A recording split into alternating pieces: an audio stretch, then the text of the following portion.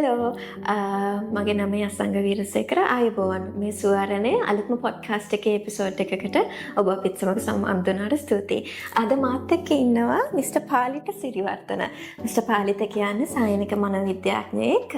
Relationships ගැන අපි දැනගන්න තමයි අද කතා කරන්න යන්නේ. මිස්ටර් පාලිත පොඩ්ඩක් ඔයා ගැන පොඩි හැඳිනුමක් අපිට දුන්නා. හරි. මම පාලිත සිරිවර්ධන මානසික සෞඛ්‍ය ක්ෂේත්‍රයේ අවුරුදු 20ක අත්දැකීම් එක තමයි වැඩ කරන්නේ. මම කාලයක් තිස්සේ කියන්නේ මගේ ඒරියාස් හැටියට මගේ විෂය වැඩ කරන විෂයපතය හැටියට ප්‍රජාන කියන්නේ cognitive behavior therapy සහ විශේෂයෙන්ම relationships therapy ගැන මම ටිකක් වැඩි අවධානයක් යොමු කරනවා. හරි බොහොම සතුටුයි ඔබතුමා අද අපිත් එක්ක ජොයින් වුණාට. අපි පටන් ගන්න කලින් මම ඉස්සෙල්ලාම අහන්න කැමති මිස්ටර් පාලිත මනෝවිද්‍යාව පැත්තෙන් බැලුවාම අපි කියන්නේ love in relationship එකක් කියන්නේ මොන වගේ දෙයක්ද මනෝවිද්‍යාව පැත්තෙන් බැලුවාම? ඔව්. දැන් ආදරණීය බැඳීමක් කියන්නේ love in relationship එකක් කියලා කියන්නේ හැමතිස්සෙම ඒක කියන්නේ අපි සාමාන්‍ය ව්‍යවහාරයේ හැටියට හිතුවාම අපි හිතන්නේ විවාහක සම්බන්ධයක් විතරයි. නමුත් අපි එහෙම බැලුවත් ඒ කියන්නේ යුවලක් අතර තියෙන දේ බැලුවත් දැන් නූතන මේ සමාජයත් එක්ක අපිට ඒක මේ ස්ත්‍රී පුරුෂ සම්බන්ධයකටම ලඝු කරන්නත් බෑ. උදාහරණයක් හැටියට දැන් කියන්නේ සමලිංගික විවාහ. ඒ වගේ මට්ටමට රිලේෂන්ෂිප්ස් කියන එක සම්බන්ධතා කියන එක ආදරණීය බැඳීම් කියන එක ගොඩනැගිලා තියෙනවා. ඒක නූතන සමාජයේ වෙනස් වීමත් එක්කම තමයි අපි ආදරණීය බැඳීම තේරුම් ගන්න ඕනේ. ඒතකොට සමාජීය අවශ්‍යතාව අනුව තමයි අපේ ආදරණීය බැඳීම විවාහය වගේ සියලුම සංකල්ප ගොඩනැගිලා තියෙන්නේ. හරි බොහොම ස්තුතියි. මම තව අහන්න කැමති අපි කියනවා දැන් සම්බන්ධතාවයක් ඇති වෙන්න කලින් දෙන්නෙක් ඉන්නවා ඒ දෙන්නට එකිනෙක ගැන ඇට්‍රැක්ෂන් එකක් ආකර්ෂණයක් වගේ ඇති වෙනවා. මම අහන්න කැමති මිස්ටර් පාලිත මේ ආකර්ෂණය ඇති වෙන විදිය අපි පොඩි කාලේ අපිට තිබ්බ ඇටැච්මන්ට් ස්ටයිල්ස් අපි කියනවා අපි කෙනෙක්ට බැඳිලා ඉන්න විදිය අම්මලා තාත්තලාත් එක්ක තිබ්බ ඇටැච්මන්ට් එක මේ අපිට ඇති වෙන ඇට්‍රැක්ෂන් එකට මොකක් හරි බලපෑමක් තියෙනවද? ඔව් ඇත්තටම දැන් ඔබ කිව්වා වගේම අපි කුඩා කාලේ ඉඳන් අපේ දරුවන් දෙමව්පියන් අතර තියෙන බැඳීමේ රටාව ඉඳලම ආකර්ෂණයට බලපාන. ඒ ආකර්ෂණය කියලා කියන්නේ කෙටියෙන් ගත්තොත් එහෙම අර අපි පළවෙනියෙන්ම මුණ ගැහුණාම ලැබෙන එක්ස්පීරියන්ස් එක විතරක්ම නෙවෙයි අපි කියන්නේ දැක්ක ගමන් ආදරය කරන එක්ස්පීරියන්ස් එක විතරක් නෙවෙයි. තව ගොඩක් දේවල් ඒක එක්ක බැඳලා තියෙනවා. ඒකත් එකක් තමයි. ඒත් පෙන පුද්ගලයාගේ පෙනුම කියලා කියන්නේ ආකර්ෂණයට බලපාන එකක්. හැබැයි ඒ පෙනුම කියන එක එහෙම නැත්නම් ලස්සන කියන එක ඒ සියලුම දේවල් නිර්වචනය වෙන්නේ ඔහු හැදිච්ච අර දෙමව්පියන්ගේ පරිසරයේ සියලුම දේවල් එක තමයි. ඒ වගේම තමයි ආකර්ෂණය ගැන අපි හිතනකොට හිතන්න ඕනේ.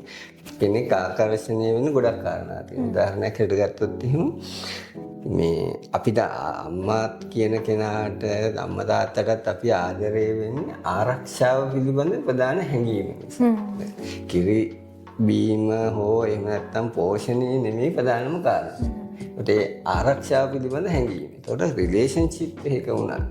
අපේ ආදරණීය බැඳීමක ආරම්භයේ ඉඳලම තියෙන ප්‍රධානම කාරණේ තමයි ආරක්ෂාව කියන්නේ. ඒකට අපිට ඉමෝෂනල් කියන්නේ අපේ හැඟීම් භාවමය හැටියට ගත්තොත් භාවමය හැටියට ගත්තාම අපිට දැනෙන්න ඕනේ අපි ආරක්ෂිතයි කියන හැඟීම. ඒකට ආදරය කියලා කියන්නේ ආරක්ෂාවේ කොටසක් බවට පත් වෙනවා භාවමය වශයෙන්. ඒ කියන්නේ දැන් බාහිරින් එන බලපෑම් ගැන විතරක් නෙමෙයි අපිට අභ්‍යන්තර වෙන පීඩනයක්, වේදනාවක්, දුකක් ඒ වගේ දේවල් කොයිතරම් දුරට අනිත් කෙනා එක්ක බෙදා හදා ගන්න පුළුවන්ද කියන එක.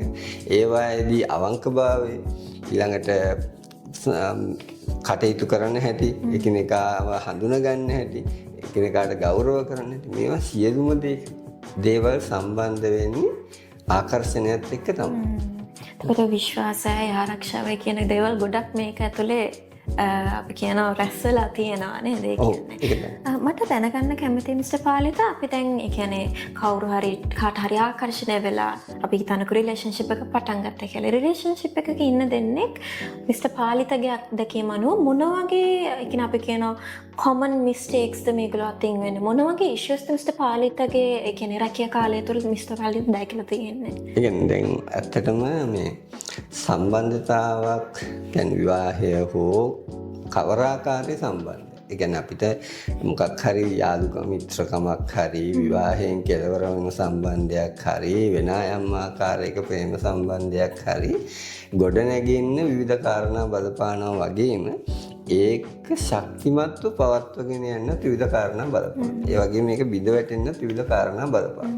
අපි කිව්වා වගේ අපිට ආකර්ෂණීය වැදගත් නම් අපිට ඒ වගේම අපිට තියෙන මේ බැඳීම වැදගත් නම් අපිට තියෙන කියන්නේ ජීවත් වෙනකොට අපිට දැනෙන කියන්නේ දැනෙන්න ආදරය කරනවා කියන අපිට දැනෙන එක හැඟෙන එක වැදගත් නම් ඒ දේවල් නැතිවීම තමයි එක අතින් ගත්ත සම්බන්ධයක් බිඳ වැටෙන ප්‍රධාන තැන බවට පත් වෙන්නේ. උදාහරණයක් හැටියට ගත්තොත් එහෙම අපි කවුරුත් කතා බහ කරලා ඉන්න කැමති. විවාහ ජීවිතයක හෝ සම්බන්ධතාවක ප්‍රධාන කාරණයක් තමයි කතා බහ කරන විදිහ. අපි කමියුනිකේෂන් කියන්නේ. හැබැයි sannivedanaya කියලා කිව්වහම මේ කතා බහ කරන ප්‍රමාණය විතරක් නෙවෙයි. කතා බහ කරන අපි පාවිච්චි කරන වචන වල තියෙන සැර එහෙම නැත්නම් මුතු බව ඒ වගේ දේවල්. කෙනෙක්ගේ කාලයක් යද්දී වචනවල මේ වේගය වැඩි වෙනවා. ඒකට ආවේගශීලීත්වය වැඩි වෙනවා. ඊට දැන් ඒව ඔක්කොම රිලේෂන්ෂිප් එකකට බලපාන ඍණාත්මක කරුණු. ඒකට අපි හිතනවා නම් ආදරේ ළඟට ඒ වගේම තමයි රැකවරණය කියන්නේ. එකිනෙකාගේ අදහස් වෙනස් නම් එකිනෙකාට තමන් ගැන ඒ කියන්නේ තමන්ට මේ ආදරයක් එකට ගැළපීමක් ලැබෙන්නේ කියලා වගේ හැඟීමක් එනවනම් අන්න ඒ වගේ වෙලාවකදී මෙන්න රිලේෂන්ෂිප් වලට බැඳීම් වලට බලපාන. අපි ගොඩාක් වෙලාවට කතා බහ අඩු වෙන එක විශාල වශයෙන් සම්බන්ධතා දෙදරා යන හේතුවක්. ඒ වගේම තමයි එකිනෙකාගේ තියෙන අරමුණු වෙනස් වෙන එක කාලෙන් කාලෙට දැන් උදාහරණයකට ගත්තොත් අපි ගත්තොත් සම්බන්ධතාවයේ ස්වરૂපය වෙනස් වෙනවා අදියරෙන් අදියර. විවාහයට පෙර සම්බන්ධතාව තියෙන විදිහ නෙමෙයි ඒ ආදරණීය බැඳීම තියෙන විදිහ නෙමෙයි විවාහයට පසුව. ඒකට පළවෙනි දරුවා මුණ ගැහුනහම තියෙන්නේ ඊට වඩා වෙනස් ආකාරයේ බැඳීම. එතකොට ඒ දරුවා ලොකු වෙනකොට දෙවෙනි දරුවා ලැබෙනකොට තවත් අත්දැකීම් සමුදායක්. එතකොට ඒකෙදී දෙදෙනාම එක හා සමාන වගකීම් බෙදාගන්නේ නැත්නම් දෙදෙනාම තමන්ගේ අපේක්ෂා ක්‍රමානුකූලව වෙනස් කරගන්නේ නැත්නම් අන්න එතන යම්කිසි ආකාරයක නොගැලපීමක් වෙනවා. මිස්ටර් පාලිත කිව්වා වගේ සමහරලාට ඔය අපි කියන රිලේෂන්ෂිප් එකක් ඇතුලේ දෙන්න පොඩි ගැටණයක් එහෙම ඇති වෙන්න පුළුවන් නේද? මට දැනගන්න කැමති මිස්ටර් පාලිත දැන් අපි කියන සෝෂල් මීඩියා වල හරියට යනවා පොඩි වීඩියෝස් ඒවා මෙයාගේ රෙඩ් ෆ්ලැග්ස් මෙහෙමයි ග්‍රීන් ෆ්ලැග්ස් මෙහෙමයි. මිස්ටර් පාලිත හිතන විදිහට කොහොමද මේ රෙඩ් ෆ්ලැග්ස් කියන්නේ මොනවද? අපි කොහොමද ඒවා අඳුරගන්නේ? ඒවා අඳුරගත්තාම අපි මොකද කරන්න ඕන? පොඩ්ඩක් මට කියන්න පුළුවන්. ඒ කියන්නේ ඇත්තටම දැන් අපිට ඕනම සම්බන්ධතාවක ඕනම ආදරණීයක බැඳීමක් දෙදරා යන විවිධ කරුණු තියෙනවා. ඒ කරුණු අතර ගත්තම ප්‍රධාන වශයෙන්ම අපිට සම්බන්ධතාව බිඳ වැටීම ආදරය බැඳීම මුලදී ආරම්භයේදී වගේම පවත්වගෙන යද්දි ඒ වගේම සමහර වෙලාවට ඒක ඉවර වෙන්නත් බලපාන විවිධ කාරණා තියෙනවා. එකක් තමයි මේ අර පාලනය කියන එක. එකිනෙකා අනිත් කෙනා පාලනය කරන්න පටන් ගන්න. එතකොට මොකද වෙන්නේ? පාලනය පටන් ගන්න විවිධ හේතු තියෙන පුළුවන්. උදාහරණයක් හැටියට කෙනෙකුට අර අපි කියන්නේ ලිංගික ඊර්ෂ්‍යාව කියන්නේ ඒක රෝගී තත්ත්වයක්. ඒකට තව කෙනෙක් ගැන තමන්ගේ සහකරු හෝ සහකාරිය ප්‍රේමවන්තයා එහෙම නැත්නම් ප්‍රේමවන්තිය ගැන හැඟීමක් ඇති වෙනවා මෙයා ටිකක් වැරදි වැඩක් කරනවා ඇති. ඒකට එතනින් තමයි කන්ට්‍රෝල් එක පටන් ගන්න සමහරකට. සමහර වෙලාවට ඒගොල්ලන්ගේ පරම්පරාවෙන් ඉඳන්ම මුලින් ඉඳන්ම ඒගොල්ලෝ දැකපු ආකාරයේ සම්බන්ධතා ස්වરૂපය නිසා මේ පාලනය වෙන්න පුළුවන්. ඒ නිසා මේ එකම හේතුව සැකෙන්නේ. ඒ නිසා දැන් මේ වගේ තැනක් තිබුණොත් අනිත් කෙනාට ඒක ටිකක් තදබල ලෙස මානසිකව බලපාන. මොකද එයා අඳින්නේ කොහොමද? අඳින්න ඕනේ මොනවද? කොහෙද යන්නේ? මොනවද කරන්න ඕනේ? කාවද ආශ්‍රය කරන්න ඕනේ? ඒ වගේ සියලුම දේවල් වලට සීමාවන් දාන එක මේ පාලනීය කොටසක්. ඒතකොට මේ පාලනීය කියලා කියන්නේ අනිත් කෙනෙකුට Tamanට දැනෙනවා නම් මෙයා මාව පාලනය කරනවා කියලා. ඒ කියන්නේ නොසලකා හැරිය නොහැකි ආකාරයේ රතු එළියක් තමයි. එකක් ඒක. අනිත් එක තමයි දැන් අපි ඔය තියනවා වගේම අපිට දැන් අපි කියන්නේ අලුතෙන් ඇති වෙච්ච තත්ත්වනේ. ඒ වගේම අපිට තිබිච්ච දේවල් නැති වෙනවනේ. එහෙනම් අපි වෙන්න එදිනෙදා දේවල් කතා බහ කර ඉන්නවා. එදිනෙදා දේවල් ආවට පස්සේ මොකද වුනේ? වැඩපලේ මොකද වුනේ? අනේනකොට මොකද වුනේ? වගේ එදිනෙදා දේවල් කතා බහ කර ඉන්නවා. හැබැයි ඒවා ටිකෙන් ටික අඩු වෙනවා. අපිට කතා බහ කරන එක ටිකක් සීමා වෙනවා නම් එතකොට අපි දැනගන්න ඕනේ දැන් මේ සම්බන්ධතාවට අපේ කිසියම් ආකාරයකට ඍණාත්මක බලපෑම් වෙනවා. අන්න ඒ වගේ වෙලාවෙදී අපි නැවත මේක කොහොමද යථා තත්ත්වයට පත් කරගන්නේ කියලා හිතන්න අවශ්‍යයි. මොකද හේතුව ඒක තුල තියෙන්නේ කිසියම් ආකාරයකට කියන ආකර්ෂණය පොඩ්ඩක් අඩු වෙනවාද කියන හැඟීමක් වගේ දෙයක් තියෙනවා. ඒ වගේම එකිනෙකාගේ ආකල්ප වෙනස් වෙලා වගේද එකිනෙකාගේ කියන්නේ ඒගොල්ලෝ අනාගතය ගැන තියෙන බලාපොරොත්තු වෙනස් වෙලා වගේද ඒ වගේ යම් යම් අනතුරුදායක තත්ත්ව මේ කතා බහ අඩු වීම ඇතුළේ ඒ වගේම ගොඩක් වෙලාවට අපිට නොසලකා හැරිය නොහැකිම කාරණා තමයි අපිට කියන්නේ ප්‍රචණ්ඩකාරී ආකාරයෙන් අපි හැසිරෙනවනේ. ඒක සමහර වෙලාවට වචන වලින් වෙන්න පුළුවන්. සමහර වෙලාවට ඒක වචන සීමාව ඉක්මවා ගිහිල්ලා කියන්නේ පහර දෙන මට්ටමට වෙන්න පුළුවන්. ඒකට ඒ වගේම තව අපි සලකා බලන්න ඕන කාරණයක් තමයි කියන්නේ නිරන්තරයෙන්ම සම්බන්ධතාව ඇති වෙනවා නවතිනවා ආයි ඇති වෙනවා නවතිනවා. දැන් අන්නේ වගේ ගැටලුකාරී සම්බන්ධතාවල අනාගතේ ටිකක් බියකරුයි වගේ. ඒ නිසා දැන් ඒ වගේ දේවල් වෙනවා නම් ඇයි මෙහෙම වෙන්නේ? අපි කොහොමද මේව යථා තත්ත්වයට පත් කරගන්නේ? අපිට පෙර හිටපු තත්ත්වයට එන්න පුළුවන්ද කියන එක ගැන හැම කෙනෙක්ම අවධානය යොමු කරන්න. අනිවාර්යෙන්. මම කියන්න කැමති මිස්ටර් පාලිත මටත් ආපු රෝගීන් ගොඩක් කට්ටිය කියන්නේ සම්බන්ධතා පිළිබඳව ගැටලු වෙනකොට කලින් හිටපු මිනිස්සයා නෙමෙයි මම බැන්දට පස්සේ ඉන්නේ. හරියට වෙනස් වුණා. ඒම කියලා ගොඩක් වෙලාවට රෝගීන් කියන්නේ එහෙම නැත්නම් ක්ලයන්ට්ස්ලා කියන්නේ මේක මගේ වැරද්දක් නිසාද උනේ. එහෙම නැත්නම් මගේ මොකක් හරි අඩුපාඩුවක් නිසාද උනේ. අර ඒ තත්ත්වයට ආපු කෙනෙකුට මිස්ටර් පාල්දට මොන වගේ විදියකට උදව් කරන්න පුළුවන් වෙන්නේ අපිට? ඔව් දැන් අපි ප්‍රධාන වශයෙන් අපි කිව්වොත් එකක් තමයි මේ දැන් කෙනෙක් අපි මේ රිලේෂන්ෂිප් එකක් කියලා බිඳ වැටෙනකොට එහෙම නැත්නම් අපි පෞල් ජීවිතයේ හරි සම්බන්ධතාවක පුංචි ගැටලුවක් මතුවෙනකොටම මනෝචිකිත්සකවරයෙකු ගාවට මනෝ විද්‍යාඥයෙක් ගාවට එන්නේ නැහැ. ඒතකොට ඒගොල්ලෝ බලනවා එකිනෙකාට අවවාද දීලා. කියන්නේ පොඩි දැනුම් කියන්නේ වෝනින්ග්ස් දීලා බලනවා මොකක් හරි මේකේ වෙනසක් කරගන්න පුළුවන්. හැබැයි ඒකෙදි මොකද වෙන්නේ? තත්ත්වය එන්න ගැටලුකාරී තත්ත්වයටපත් වෙනවා දෙන්නටම මේ අවශ්‍යතාව නැත්නම්. ඒ කියන්නේ මේකේ අවබෝධය නැත්නම් අනිත් කෙනාට මේ මම වෙනස් වෙලා තියෙන්නේ එහෙම නැත්නම් මේ අපේ සම්බන්ධයට වෙනස් වෙලා තියෙන්නේ කියන එක අවබෝධයක් නැත්නම් ඇත්තටම මේ සම්බන්ධය ගෙනියන එක අපහසු වෙනවා. අනිත් එක තමයි දෙන්නම යම් මං කිව්වා වගේ කලින් හිටපු කෙනා එහෙමම ඉන්න බෑ. මොකද හේතුව බලාපොරොත්තු විතරක් නෙමෙයි අපිට සම්බන්ධතාව පවත්වාගෙන යන්න තියෙන විදිහත් වෙනස්. දැන් ප්‍රේම විවාහයට කලින් අපි ගොඩනගන්නේ ආදරණීය ලෝකයේ දෙන්නෙක් විතරක් ඉලක්ක කරගෙන. එතකොට ඒගොල්ලෝ එකිනෙකා ගැන රැක බලා ගන්න විදිය, ඒ කියන්නේ කෙයාරින් කියන එක ඒව ගොඩක් වැඩි. හැබැයි එතකොට අපි හිතමු විවාහ වුණාට පස්සේ තව දේවල් ටිකක් ගොඩනගෙනවා. අපිට රැකියාවේ දියුණුවක් අවශ්‍යයි. ඒකට ගෙදර දොර හදා ගන්න අවශ්‍යයි. ඒකට වාහනයක් ගන්න අවශ්‍යයි. කියන්නේ සුඛෝපභෝගී දේවල් එදිනෙදා ජීවිතේ පහසු කරන ගොඩක් දේවල් අවශ්‍යයි. එතකොට ඒ දේවල් වලට තමන්ගේ අරමුණු අවධානය යොමු කරන්න අවශ්‍යයි. එතකොට ඒක එකිනෙකාගේ කියන්නේ ඒක තනි පුද්ගලයෙක් කළොත් විවාහක සම්බන්ධතාවයේ වැදගත්ම දේ තමයි වගකීම් බෙදා ගන්න. දැන් ඔබ ඇහුවම මොකද්ද කරන්න පුළුවන් දෙන්න පුළුවන් උපදේශ කියලා. පළවෙනිම දේ තමයි මේ වගේ වෙනස් වෙන පරිසරය ඇතුලේ තමන්ගේ පෞද්ගලික ජීවිතයේ ආදර සම්බන්ධතාවල තියෙන වෙනස් වීම ඇතුලේ එකිනෙකාගේ වගකීම සමානව ගන්න. කෙනෙක් ඕනවට වඩා කෙනෙක් අපි හිතමු ආර්ථිකව කියලා. එක්කෙනෙක් විතරක් හම්බ කරනකොට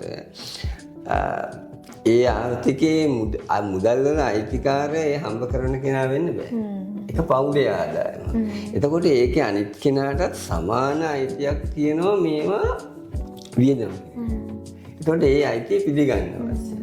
දෙවෙනි එක තමයි දැන් අපි තුමු එක්කෙනෙක්ම හම්බ කරනවා, යාම කඩේට ගිහිල්ලා බඩු ගේනවා, යාම විදුලි බිල් ගෙවනවා, යාම දරුවෝ ගැන බලනවා. ඒ වගේ කෙනෙක් වමනාවට වඩා නේද? අනිත් කෙනා මත යැපෙනවා නම් ඒකත් ගැටලුකාරී තත්ත්වයක්. එතකොට අපි කියන්නේ වගකීම් ගැනීම සහ වගකීම් බෙදා ගැනීම, වගකීම් පවරා දීම කියන එක පෞල් ජීවිතය ඇතුලේ ගොඩක් වටිනවා. උදාහරණයක් ගත්තොත් අපි තුමු වැටුප කෙනෙක් අපි තුමු දැන් අපි වැටුපක් අරගෙන ඒ මුදලක් අරගන්නවා. ඒ මුදල කොච්චරද කියලා තමන්ගේ බිරිඳ දන්නේ නැත්නම් ඔහු මේක වියදම් කරනවා නම් මුදලේ කාන්තාවට දැනෙන්නේ නැහැ. තමන්ගේ භාර්යාවට දැනෙන්නේ නැහැ ස්වාමි පුරුෂයා කොයිතරම් මේ ආර්ථික ගැටලුවක ඉන්නවද කියලා. හැබැයි එයාත් නම් මුදල් වියදම් කරන්නේ. එයාත් ඒක කළමනාකරණය කරන්න හිතනවා නම් අන්න එතන එනවා වගකීම. අපි කවුරු හරි හිතනවා නම් අපි ඔක්කොම කරලා දීලත් මෙයාට සතුටින් ඉන්න බෑ කියලා. ඇත්තටම බෑ තමයි. ඔක්කොම කරලා දීලා සතුටින් ඉන්න බෑ. ඒ කියන්නේ දෙන්නම එක හා සමාන වගකීම් ගන්නවා. හරි, අවසාන වශයෙන් මම අහන්න කැමතියි මිස්ටර් පාල්ට ගොඩක් වෙලාවට අපි කියනවා උපදේශන සැසිවලට ගොඩක් සමහරලාට මේ රිලේෂන්ෂිප්ස් වල ඉන්න කට්ටිය ගොඩක් වෙලාවට එන්නේ තනියම. එහෙම නැත්නම් පාර්ට්නර්ව නැතුව පාර්ට්නර්ව එළියෙන් තියලා එයා විතරක් රූම් එකට එනවා. ගොඩක් වෙලාවට මිස්ටර් පාලිත කිව්වා වගේ මේක ටීම් එෆර්ට් එකක්. දෙන්නම එකතු වෙලා කරන්න ඕන දෙයක්. එතකොට තමන්ගේ පාර්ට්නර් එහෙම නැත්නම් තමන්ගේ සහකාරයා මේ වගේ අපි කියමු උපදේශන සැසියකට උදව් ගන්න එන්නේ නැති අවස්ථාවක අපි කොහොමද ඒ වගේ දෙයකට මුහුණ දෙන්නේ? එකක් තමයි දැන් සමහර වෙලාවට ඔය සම්බන්ධතාවල තියෙන ප්‍රධානම ගැටලුවකුත් ඒක තමයි. ගැටලුව තමයි එයා හිතනවා මේ කියන්නේ මට තමයි මේ මෙයාගේ අයිතිය කියන්නේ. මට ආදරේ නම් මෙයා මේ විදිහට හැඩගැහෙනවා. එතකොට ඒක මේ මානසික උගුලක් බවට පත් වෙලා තියෙනවා. හැමෝම තමන්ව පාලනය කරන්න අනිත් කෙනාව පාලනය කරන්න පාවිච්චි කරන්න මේවලමක් තමයි මේ ආදරේ. ඒකන මට ආදරේ නම් මේක කරන්න ඕනේ. දෙමව්පියෝ දරුවන්ටත් ඒ උගුලට අහු කරගන්න හදනවා. මට ආදරේ නම් මෙහෙම කරන්න ඕනේ කියලා. එතකොට එහෙම කෙනෙකුට ආදරේ කියලා තමන්ගේ ජීවිතේ මහා විපර්යාස කරන්න බෑ.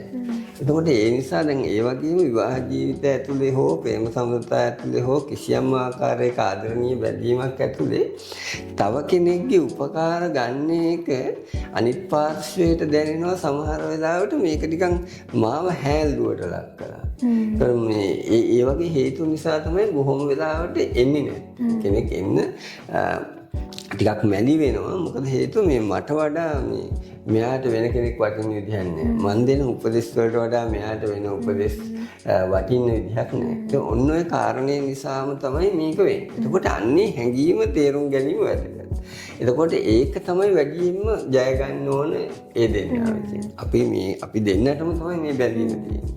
අපි දෙන්නටම තමයි මේ වෙහෙස තියෙන්නේ. අපි දෙන්නටම තමයි මේකේ පාඩුව තියෙන්නේ. ඒ නිසා අපි තවත් කෙනෙකුගේ උපදෙසක් අරගෙන හරි අපි කාට හරි වෙනස් වෙන්න පුළුවන්ද කියලා උත්සාහ කරලා බලමු කියන එක මුලින්ම සාකච්ඡා කරන්න අවශ්‍යයි. දෙවෙනි එක තමයි ඇත්තටම අපි ළඟට තනියම ආවොත්. ඒත් අපි දන්නවා අනිත් කෙනාගේ කොයිතරම් වැරදි තිබුණත් තමන්ගේ පැත්තෙන් වෙනස් වෙන්න ඕන කාරණා ටිකක් තියෙනවා. දැන් මම කියන්නේ අපි ළඟට එන ක්ලයන්ට් එයා වෙනස් වෙලා මුළු ෆැමිලි එකම සම්පූර්ණයෙන් වෙනස් කරන්න පුළුවන් කියලා එකක් නෑ. හරි?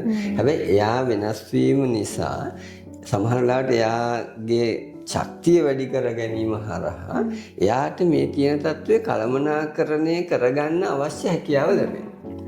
උදාහරණයක් හැටියට කවුරු හරි දිගින් දිගටම ලැබෙන පීඩනය නිසා කියන්නේ සාමාන්‍ය අපිට විෂාදය වගේ තත්ත්වයක් ඇති වෙලා තියෙනත් පුළුවන්. එතකොට ඒ වගේ වෙලාවකදී යාට තවදුරටත් විවාහ ජීවිතය ගැන විවාහ ජීවිතයේ තියෙන අනෙකුත් සම්බන්ධතා ගැන හිතන්න තරමට දරුවන්ගේ වගකීම් ඉටු කරන්න තරමට එහෙම නැත්නම් තමන්ගේ සහකරුවෙක් කියන්නේ සාධාරණ ආකාරයට මේ කටයුතු කරන ආකාරය ගැනත් සමහර වෙලාවට ගැටලුමක් වෙනවා. මොකද හේතුව එයාගේ තිබෙන මානසික පීඩනයේ ප්‍රමාණය. එතකොට දැන් අර ගොඩක් කාලයක් තිස්සේ දරාගෙන ඉඳීම නිසාම ඇති වුණු එපා වීම කියන එක ඇතුලේ පුද්ගලයෙකුට දැනෙන පීඩනය නිසා ඔහුට ඔහුගේ ප්‍රශ්න निराකරණය කර ගැනීමේ හැකියාව අඩු වෙනවා. එතකොට ඒ අවශ්‍ය කියන්නේ තමන්ට කියන්නේ ඉස්ලාම තමන් සුවපත් වෙන එක තමන් නිදහස් වෙන එක මේ පීඩනේ සමහර වෙලාවට සම්බන්ධතාව දෙස අලුත් විදිහට බලන්න පෙළඹවීමක් ඇති කරන්න පුළුවන්. හරි. බොහොම ස්තුතියි මිස්ටර් පාලිත. අද අපිත් එක්ක එකතු වෙන්නේ මිස්ටර් පාලිත සිරිවර්ධන. අද මේ සැසියෙන් අපි ප්‍රේක්ෂකයන් මොන වගේ දෙයක් ගත්තොත් හොඳයි කියලාද මිස්ටර් පාලිතට හිතෙන්නේ? ආදරණීය බැඳීමක් කියන එක ජීවිතයේ අත්‍යවශ්‍යම කාරණයක්. හැම කෙනෙකුටම තනියම හුදෙකලාව ජීවත් වෙන්න බෑ.